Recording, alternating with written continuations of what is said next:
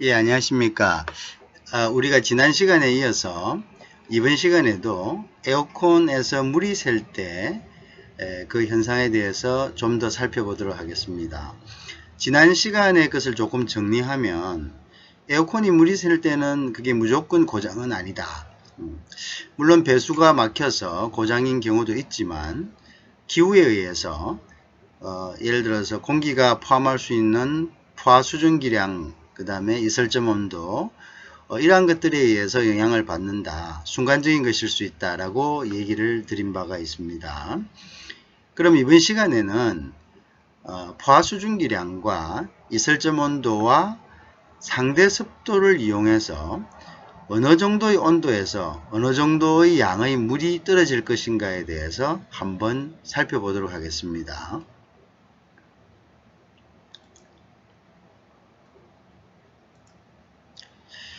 자, 지난 시간 것을 조금 우리가 다시 한번 복습을 하면요. 이슬점 온도라는 것은 결국은 공기가 냉각되어서 물이 생기게 되는 그 시점을 이슬점 온도라고 얘기를 했습니다. 그래서 물이 만들어지는 온도. 우리가 에어컨을 돌리면 어느 순간 배수관에서 물이 나오기 시작합니다. 그 물이 나오는 온도, 그것을 우리가 이슬점 온도라고 얘기했습니다. 자, 그래서 이제 그 이슬점 온도하고 결국은 가장 가장 깊은 관계를 맺는 것이 포화 수증기량입니다. 왜 이슬점 온도라는 것이 생기느냐, 왜 물이 생기느냐 하면 각 온도별로 공기가 포함할 수 있는 수증기의 양은 정해져 있습니다. 예를 들어서 온도가 높으면 엔탈피가 높기 때문에 그 열량이 높습니다. 그래서 분자들이 운동이 굉장히 활발하죠. 그렇기 때문에 더 많은 수증기들을 함유를 할 수가 있는 거죠. 네, 온도가 떨어지면은 그러한 그 어떤 열량이 떨어지기 때문에 공기가 함유할 수 있는 수증기 양이 감소합니다. 우리가 에어컨을 켠다는 것은 공기의 온도를 떨어뜨리는 겁니다. 그럼 결국은 높은 온도에서 갖고 있던 수증기량이 낮은 온도에서 가지는 수증기량, 그 차이가 물로서 배출이 되는 겁니다. 자, 그까지가 우리가 지난 시간에 공부를 했던 거죠. 그런데 이제 우리가 그것을 학습한 주된 이유는 갑자기 물이 떨어진다 이거죠. 그래서 그걸 배수관에 넘쳐서 방바닥으로 떨어진다 이겁니다. 근데 그랬을 때 원인을 모른다는 거죠. 왜 이럴까? 에어컨이 고장났을까? 뭐 예를 들어서 그게 정상적인 그 경우가 아니니까 모두 다 에어컨이 고장났다고 생각하는 거죠. 심지어 에어컨 기사님들도 조차 그 부분에 대해서 명확하게 설명을 못하고 설왕설래하는 것을 인터넷에서 많이 볼 수가 있었습니다. 그래서 그것을 이제 설명하는 하나의 논리로서 제가 이설점 온도, 그 다음에 포화 수증기량에 대해서 말씀드리고, 그러한 현상이 일어나는 원인이 극히 환경적인 것이다, 기후적인 것이다. 그래서 그것은 고장이 아니다 라고 얘기를 드렸습니다. 자, 그러면 이제 오늘은 거기에서 한 스텝 더 나가서 그러면 몇 도가 되면은 물이 만들어지고 그리고 물의 양은 얼마만큼 되는가 라는 것에 대해서 이번 시간에 학습을 하겠습니다. 자, 이번 시간에는 그러면 물이 만들어지는 이 온도점, 아까 이설점 온도라고 말씀드렸죠. 이 이설점 온도는 고정된 것이 아닙니다. 이 이설점 온도는 그날의 상대 습도, 그죠? 상대 습도에 의해서 변하게 되어 있습니다. 무슨 말이냐면 그날 실질적으로 공기가 함유하고 있는 수증기 양이 얼마냐에 따라서 이 물이 만들어지는 즉 공기가 냉각돼서 물로 변하는 이 온도는 매번 달라집니다. 그래서 우리는 이제 상대 습도란 것이 무엇인가를 배워야 합니다. 자, 우리가 지난 시간에는 이설점 온도와 포화 수증기량에 대해서 배웠습니다. 자, 그런데 그것은 우리가 단순하게 에어컨에서 왜 물이 갑자기 한순간에 와르르 나올 수 있는가에 대한 원인을 설명하는 데는 다른 것은 일단 복잡한 것은 두고 이슬점 온도와 포화 수증기량을 아주 간략한 개념으로서 이해했을 때는 왜 물이 떨어지는가에 대한 것을 이해할 수 있었습니다. 그럼 지금은 조금 더 나가서 어느 온도에 대해서 오늘은 어떤 온도가 되면 물이 떨어질 것이고 그 물량은 어느 정도일 것이다 라는 것을 이제 우리가 이해할 수 있는 단계를 이번 시간에 공부합니다. 자, 이번 시간에 해야 될 게 중요한 것이 뭐냐면 그럼요. 상대습도라는 개념입니다. 자, 그래서 이제 상대습도라는 것인데요. 상대습도는 우리가 이런 겁니다. 예를 들어서 조금 전에 제가 말씀드린 거가 있죠. 어떤 거였습니까? 조금 전에 제가 말씀드린 거는 포화 수증기량이랍니다. 예를 들어서 30도일 때요. 30도. 자, 예를 들었죠. 30도일 때 우리가 포화 수증기량, 이 수증기가 가질 수 있는 최대 양은 실질적으로 30.4g입니다. g인데 단위가 뭐냐면요. 메다 삼성이라고 했죠. 그죠? 메다 삼성이란 말은 가로, 세로 1m, 1m, 1m 하나의 그 입체, 이런 공간, 입체적인 공간, 우리가 뭐 박스라고 생각할 수도 있겠죠. 이런 1m, 1m, 1m의 공간에 들어있는 공기의 양이 30g이라는 겁니다. 보통 공기의 양을 측정할 때 이 1m, 1m, 1m 있는 공기의 양을 우리가 1kg라고 가정을 합니다.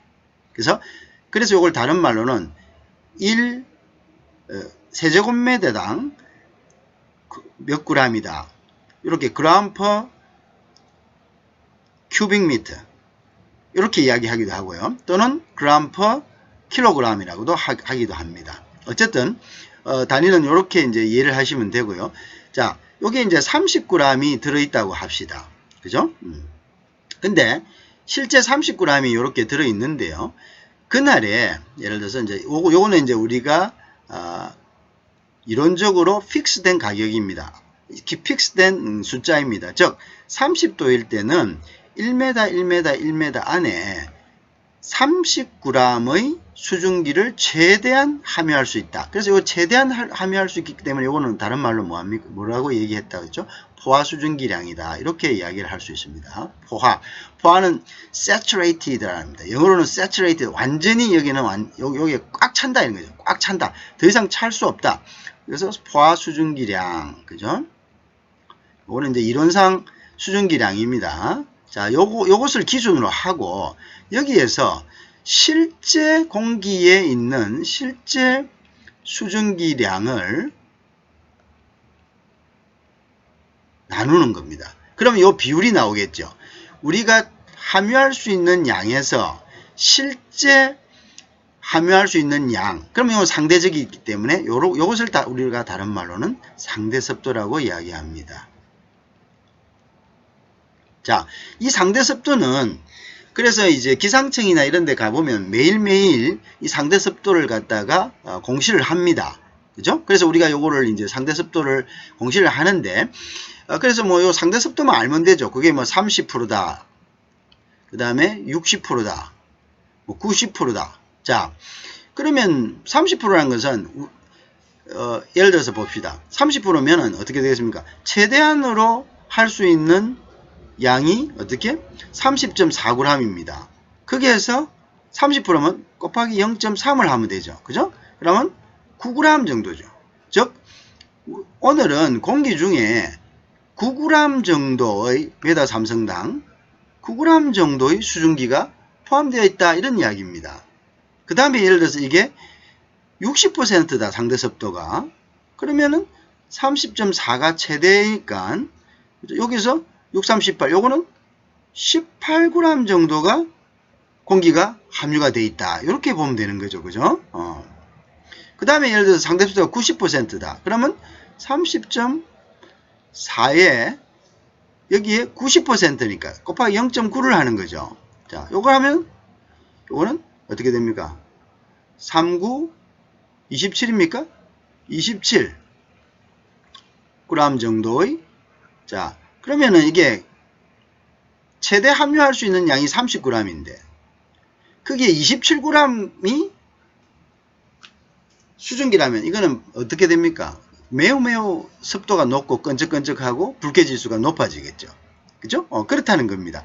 그래서 이 상대 습도라는 것이, 자, 상대 습도가 이렇게 되는 거죠. 상대 습도가 이렇게 올라갑니다. 자, 그런데 이제, 자, 그 개념이 상대 습도입니다. 자, 그런데 이제 이슬점 온도란 것은 뭐냐? 자, 앞전 시간에는 이 상대 습도를 이야기하지 않고 이해를 간단하게 하기 위해서 그냥 이슬점 온도는 공기가 냉각되었을 때 물이 생기는 온도다, 이렇게 이야기했습니다. 자, 물이 생기는 온도는 어떻게 해서 만들어집니까? 결국 포화수증기량입니다.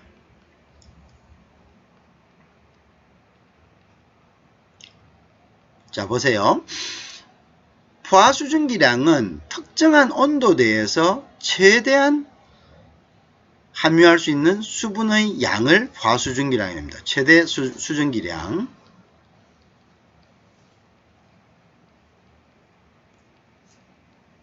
자, 최대 수증기량이라고 얘기했습니다. 여기를 잘 보십시오.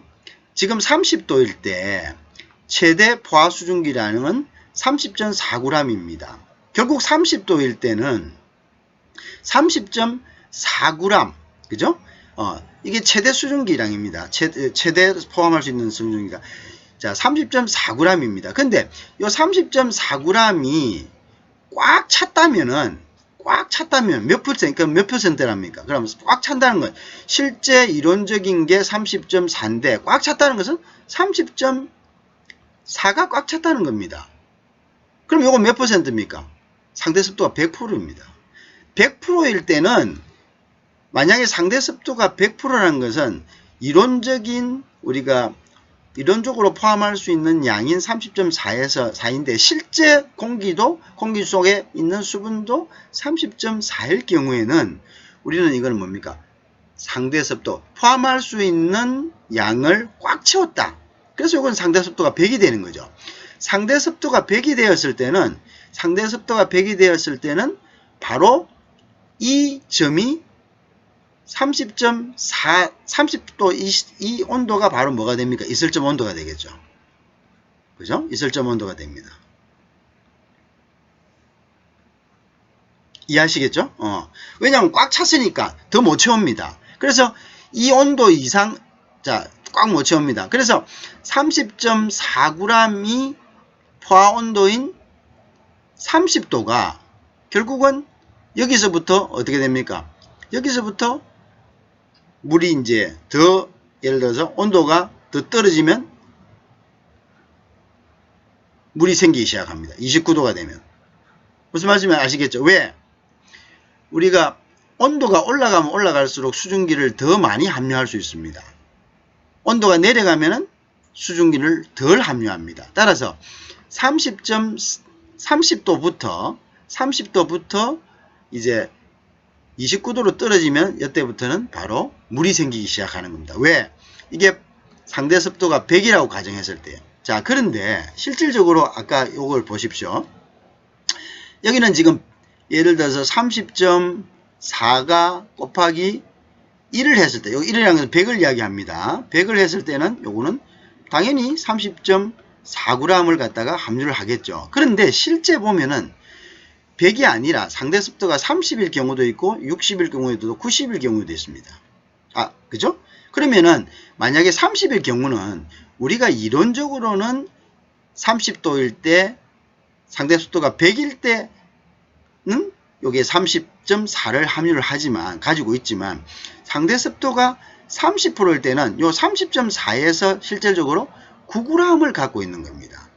그렇죠. 이해하시겠죠? 그럼 9g을 갖고 있다는 것은 9g이 포화수증기량일 때의 온도를 바로 이슬점 온도가 되는 겁니다. 이거 이해하실 수 있겠죠? 어렵게 조금 어려울 수는 있는데 다시 한번 제가 설명을 드립니다. 다시.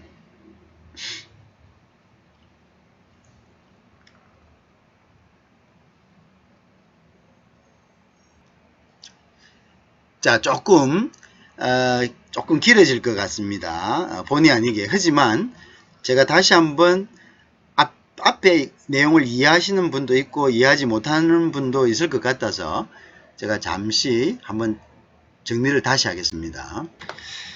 이게 무슨 말씀이냐 하면요. 자, 우리가 30도 이슬점 온도의 개념이 뭡니까? 이슬점 온도는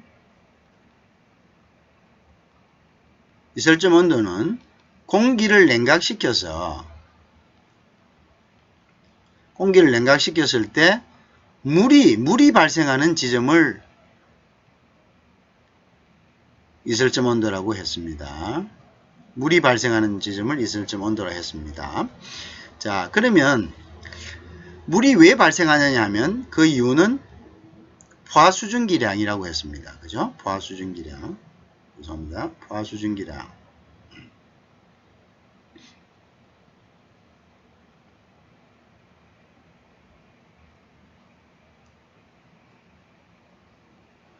자, 그건 포화수증기량이라고 얘기했습니다. 그죠? 물이 발생하는 이유는 포화수증기량이다 했답니다. 포화수증기량이라는 것은 무엇이냐면 온도에 대해서 각각의 온도에서 수증기를 포함할 수 있는 최대의 수증기량을 이야기를 해요. 그것을 포화수증기량이라 했습니다. 최대 수증기량. 자, 그래서 결국 최대 수증기량을 넘어서는 부분들은 어떻게 됩니까? 물을 발생시키고 이 넘어서는 부분들에서 물을 발생시키는 그 온도를 바로 이슬점 온도라고 이야기했습니다. 예를 들어서 이런 겁니다. 우리가 30도라는 온도가 있습니다. 이 30도의 온도에서 가질 수 있는 최대의 포화수증기량은 30.4g입니다. 실질적으로 4g인데 이거는 이제 메다 삼성당 가로 세로 높이 하나의 박스라고 보면은 그 메다 삼성당은 요건 이제 공기는 메다 삼성당 1kg이 있다라고 이렇게 가정을 합니다. 자, 그러면 30도에서 가질 수 있는 최대의 수증기량은 30.4입니다. 근데 30도에서 만약 이 수증기량을 모두 가지고 있다면, 즉 30.4g을 가지고 있다면은 결국은 이거는 상대 습도가 얼마입니까?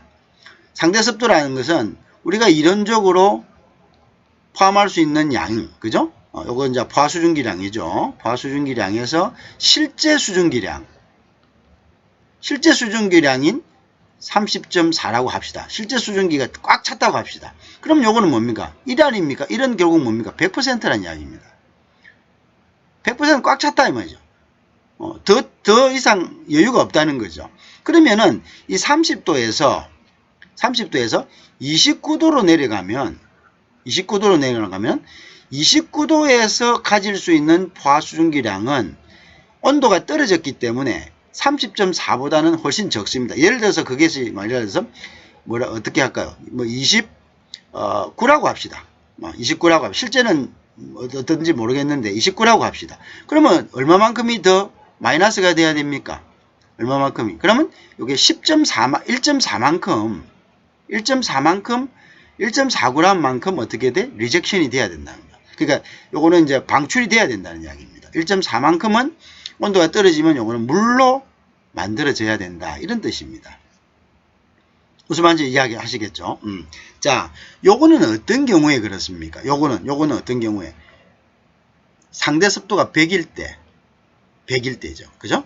상대 습도가 100이라는 이야기는 뭐냐면 채울 수 있는 양이 30.4인데 실제 채워진 공기가 그 30.4를 꽉 다 채웠을 때입니다.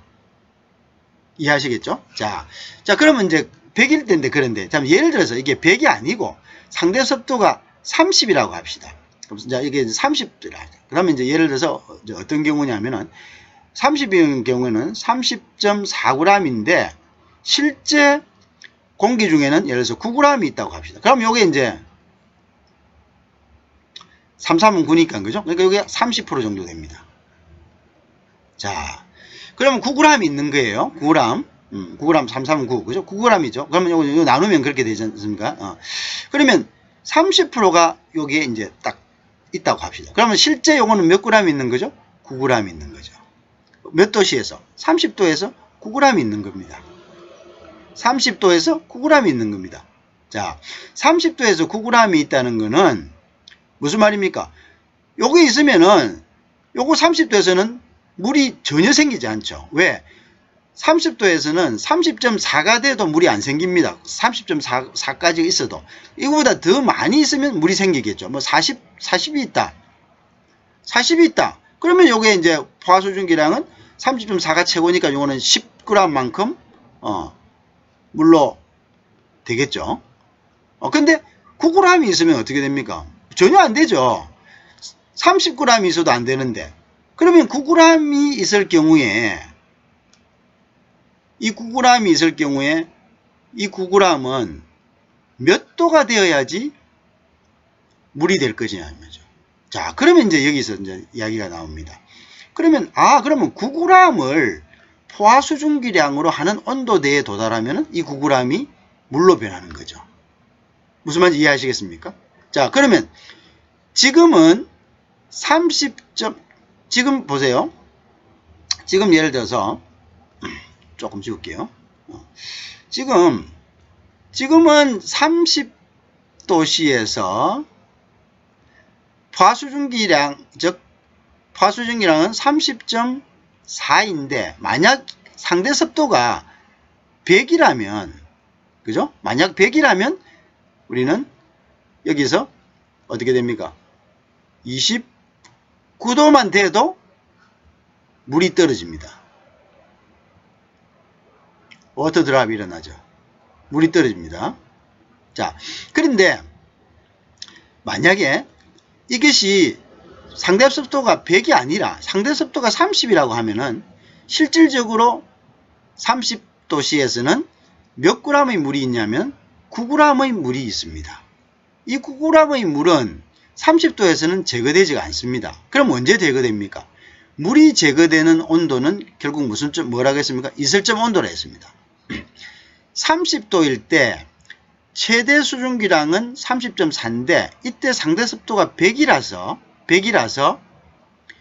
예를 들어서 30.4의 양이 꽉 차 있으면 30도씨가 이슬점 온도가 될 수 있겠죠. 왜? 여기서부터 이제 온도가 떨어지면 1도라도 떨어지면 물이 생기는 겁니다. 그죠? 왜? 온도가 떨어지면은 포함할 수 있는 수증기량은 줄어들기 때문입니다. 뭐 예를 들어서 뭐 29도가 됐다. 그러면 여기에 아까 막 29g이라고 합시다. 그러면 1.4g이라도 떨어지는 겁니다. 자, 그런데 상대 습도가 100이 아니라 30도에서도 똑같은 30도에서도 만약 상대 습도가 30도였다. 30%라면은 실제 이 30도에서 함유하는 수증기량은 9g입니다. 자, 그럼 이 9g은 언제 그럼 물로 되냐? 9g을 포화수증기량으로 하는 온도대에 가서 물이 되겠죠. 맞죠? 9g을 포화수증기량으로 하는 온도대에서 물이 되고, 예를 든다면 이거는 가상입니다. 뭐 9g에서 가면 한 9g 정도 됩니다. 9g도 뭐 9g 비슷하게 됩니다. 자, 미안합니다. 9도씨 정도 됩니다. 9도씨. 그러면 9도씨에 가면은, 에어컨이 쫙 떨어져서 9도씨에 가면은 어떻게 돼요? 이 온도가 이 9g을 가진 오늘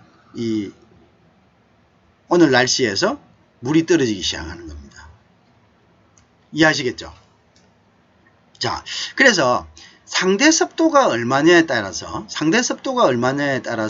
우리는 어떻게 됩니까? 그날 몇 도씨에서 물이 발생하는가 라는 것을 우리가 알 수가 있는 겁니다. 자, 그러면 이제 우리가 실제 상대 습도를 알기 위해서는 이론적인 포화수증기량은 테이블이 나와 있습니다. 우리가 어디든지 찾아보면 다 나옵니다. 그러면 이제 결국은 실제 수증기량은 어떻게 측정하느냐? 그럼 실제 수증기량은 우리가 측정하는 기계가 있습니다. 실제 수증기량을 측정하는 기계가 이제 있는데, 그거를 이제 가지고 측정을 해도 되고, 또 이제 건구온도와 습구온도를 이용해서 측정해도 되고, 또 테이블이 또 있습니다. 그 만들어 놓은 테이블이 있습니다. 이제 그 측정을 해서 만들어 놓은 테이블이 있는데, 근데 그 테이블을 이제 뭐 이용을 해도 되고 이제 그렇습니다. 그래서 이 개념을 우리가 이제 쉽게 이해를 할 수 있어야 됩니다. 결국 무슨 말이냐? 상대 습도에 따라서 실제 수증기량이 나타나기 때문에 그 실제 수증기량을 최대로 흡수할 수 있는 온도가 결국 이설점 온도가 된다. 그래서 이설점 온도는 결국 어떻다는 거죠? 온도에 따라서, 습도에 따라서, 온도에 따라서가 아니라 습도, 즉 상대 습도에 따라서 이설점 온도는 바뀔 수가 있다. 이런 이야기입니다. 자, 그래서 오늘을 보통 예를 들어서 이런 거죠. 오늘 날씨가 33도인데 상대 습도가 30도다. 그러면 대강 보니까 32도, 33도에서 우리가 포화 수증기량이 얼마인데 뭐 예를 들어서 뭐 33이라 합시다. 그러면 이제 30도니까 9.9 정도가 지금 오늘 공기 중에 포함되어 있는 수증기량입니다. 오늘 공기 중에 포함된 수증기량입니다. 자, 요것만 봐도 알 수가 있죠. 뭐 그래서 상대 습도에 대해서는 기상청에서 발표를 하니까요. 9.9g 정도가 오늘 포함되어 있구나. 그럼 9.9를 포화 수증기로 하는 뭡니까? 온도대가 있을 겁니다. 예를 들어서 10도 정도 되겠죠. 그러면 오늘은 10도씨 되면 에어컨에서 물이 떨어진다. 이렇게 보면 되겠죠. 그죠? 그리고 얼마만큼의 양이 떨어질 것인가도 알 수 있죠. 그죠? 얼마만큼의 양이 떨어질 것인가를 알 수가 있습니다. 자, 그래서 이제 뭐, 예를 들어서 이제 그 부분들을 우리가 이제 다음 스텝에서 또 한 번 더 볼 수 있도록 그렇게 하겠습니다. 어쨌든, 오늘은, 너무 길어지면 안 되니까. 그래서, 오늘은 상대 습도가, 오늘 실제 기온이 33도인데, 상대 습도가 30도라더라.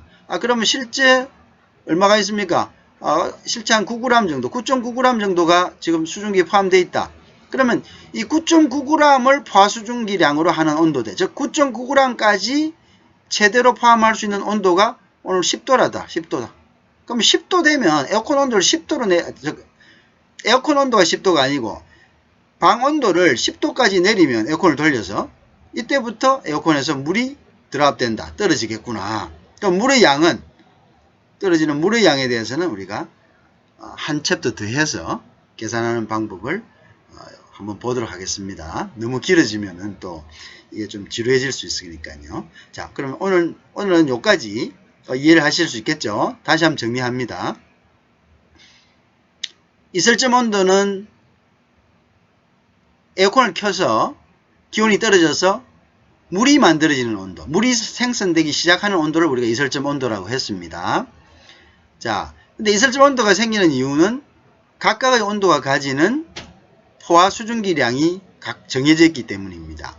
자, 근데 이 포화 수증기량을 기준으로 해서 우리는 상대 습도라는 것을 구합니다. 상대 습도라는 것은 뭐냐 하면 실질적으로 오늘 공기가 함유하고 있는 수증기의 양을 말합니다. 그렇죠?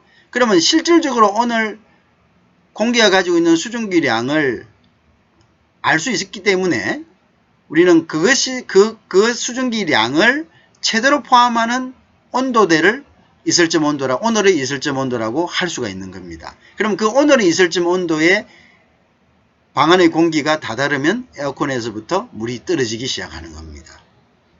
이해하시겠죠?